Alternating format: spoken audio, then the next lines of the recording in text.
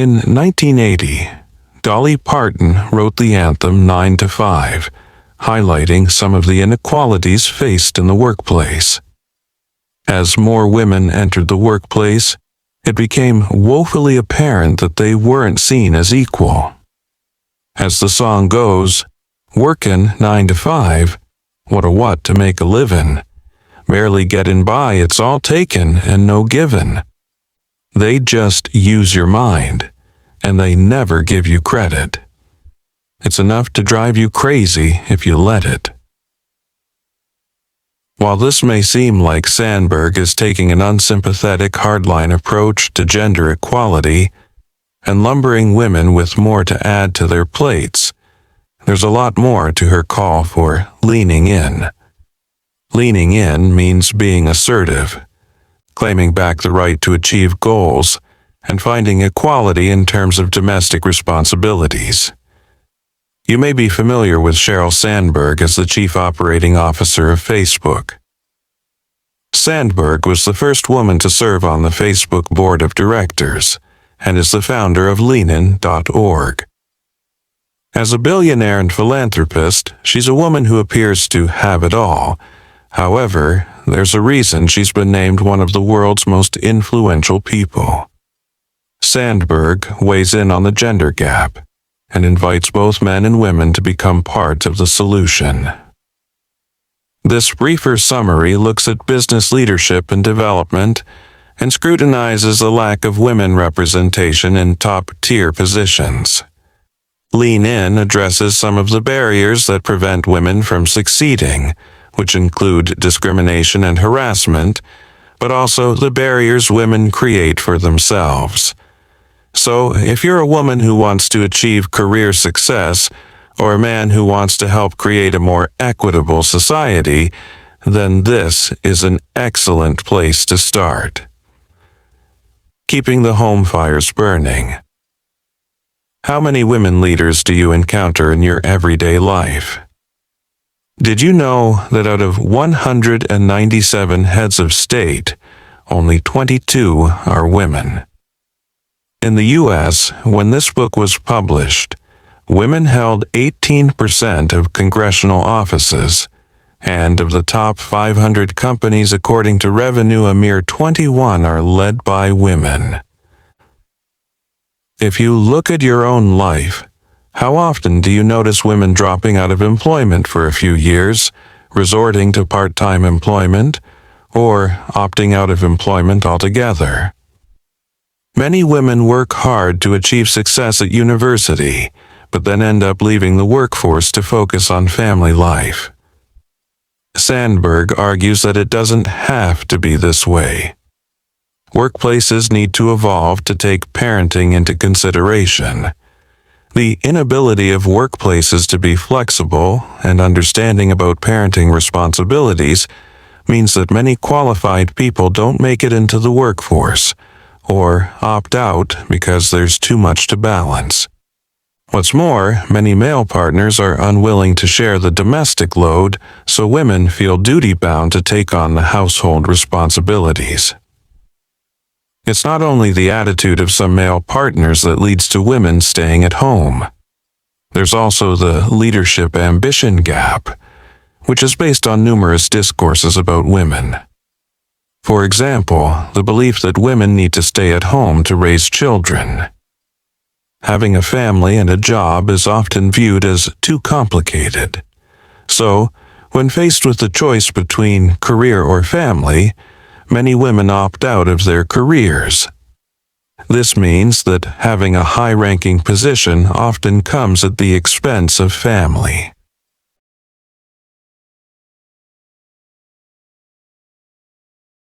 Women have been indoctrinated into thinking that career and family aren't compatible, and so many don't aspire to careers and senior-level positions.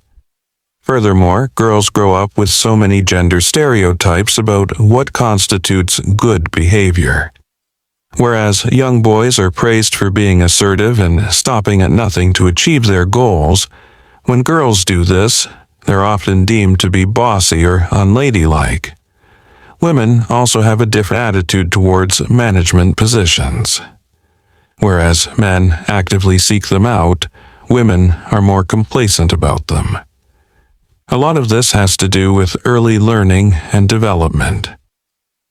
Sandberg says that we need to be more aware of how gender stereotypes influence how we perceive the world and our behavior. For example, we're told that women need to marry before the good ones are taken. Women need to hurry up and get married, or they'll stay on the shelf.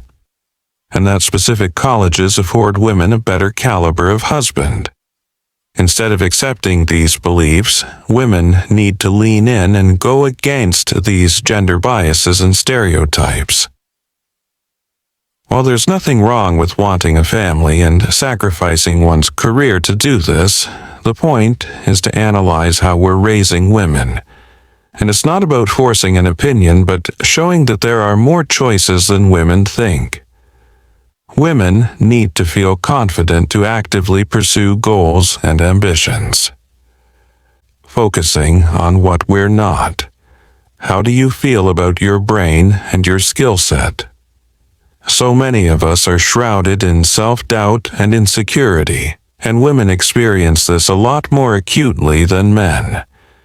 Most women in the workplace admit to feeling like a fraud and not being qualified enough. In a study involving surgery students, women rated themselves lower than their male counterparts, despite the faculty ranking them higher. In another study involving political candidates where individuals had to rate their qualification levels, men rated themselves as very qualified, 60% more than women. Whereas the majority of men react to challenges with confidence, most women find it difficult to express the same levels of confidence. Sandberg argues that a lot of this has to do with how women have been stereotyped. Women lack a lot of self-confidence in the workplace and, as a result, experience a distortion of reality where they can't recognize their own worth. It's essential for women to remind themselves of their past successes and achievements, and to lean into feelings that remind them of their value and self-worth. The thing with achievements is that they aren't abundant when you don't have the confidence to grab them. And speaking of confidence, women need to keep their hands up and ask questions. Other people need to encourage women to make themselves heard and to notice when women are being silenced, ignored, or passed over. Miscongeniality. A 2003 study revealed that there's a massive discrepancy between the perception of men versus women in the workplace. Identical case studies on an entrepreneur's profile were given to two different groups. The only difference was in one case study, the entrepreneur was called Howard, and in the other, she was called Heidi. Findings showed that although the two groups showed respect for both Howard and Heidi, Howard received a much higher score when it came to likability. Two identical people were scrutinized, and yet one was more likable simply because of how we perceive gendered behavior. Men who show decisive action, a natural drive, and a sense of authority are likable. On the other hand, women who demonstrate these qualities aren't viewed in the same light. Many argue that this is because women have an expectation thrust upon them where they're supposed to be naturally caring and nurturing. The common belief is that women aren't supposed to be individualistic. They're supposed to embrace the community spirit and act with more of a group mentality. And it's not just about being well-liked among colleagues and outsiders. Sandberg says that these gender discourses and stereotypes have an adverse effect on women's finances. The gender discount problem refers to the fact that women often take on the load of their colleagues' work. If there's additional marking to be done, reports to be written, muffins to be ordered, retirement gifts to sort out, this often falls on women because they're more communal and good at this type of work. However, the problem with this work is that there is no financial remuneration. So often these additional jobs and projects come with added responsibilities, but with no reward. Women often do a lot of invisible labor, and they often believe that this will get them noticed. Rather than ask for money, they choose instead to wait for someone to notice their good work. This is called tiara syndrome, and it's the idea that if a woman works hard enough, eventually, someone will pay attention to them and reward them with a symbolic tiara. Sadly, this is seldom the case. If you don't ask for what you want, it's unlikely you'll get it. Another factor to consider is how salary negotiations play out. Against the backdrop of wage inequality, women have a right to ask for higher salaries. In 2010, women earned 77 cents for every dollar men earn. Women aren't supposed to be assertive and advocate for themselves, and when they do, it's generally not well received. Hence, most women opt for softer approaches when discussing pay rises. For example, they may resort to the strategy of expressing concern for others and highlighting their niceness as opposed to being persistent and confident. Sandberg says that women need to negotiate like men. She uses the example of joining Facebook. When Mark Zuckerberg made his initial offer, Sandberg wanted to accept it immediately. However, she was advised to make a counter-offer, and this negotiation ended up giving her a much better deal. Being the change. If you speak to the most successful people, most of them will name a mentor who has helped them get to where they are. Mentorship is a crucial way of navigating a career and making the right decisions at the right time. Women often battle to find mentors, and so they become overly persistent about forging relationships and often try too hard to engage a mentor. Men, on the other hand, often fall naturally into mentor-mentee relationships because they're easier to establish. Sandberg's advice is not to try so hard. She says, "We've been led to believe that we'll excel if we get a mentor." However, she argues that reframing this to getting a mentor once you excel will reduce the pressure and establish more meaningful connections. It's also up to everyone to provide mentorship to women because there aren't enough women in high-powered and senior positions. Therefore, it's essential for men to take up mentoring roles and become allies. And speaking of allies, men need to stand up and take responsibility for more of the care and domestic work. For women to be successful, men need to support them by participating in home life a lot more actively. One argument is that men often step back from these duties because of criticism from women. As maternal gatekeepers, women often prevent men from performing housework and childcare. For men to be more involved, they need to have the agency to be able to parent and perform domestic work. Women can help this process by relaxing in terms of judgment and criticism. Art. Equality in the home is essential, and it comes down to communication. Building a solid relationship with a partner and discussing career growth and future goals is the only way to manage expectations and to reach healthy compromises. Having open channels of communication, where women are listened to as much as men and aren't criticized for being too emotional, is one of the primary ways to implement change. How to map your career path. Sandberg provides tips on how to strategize our career paths.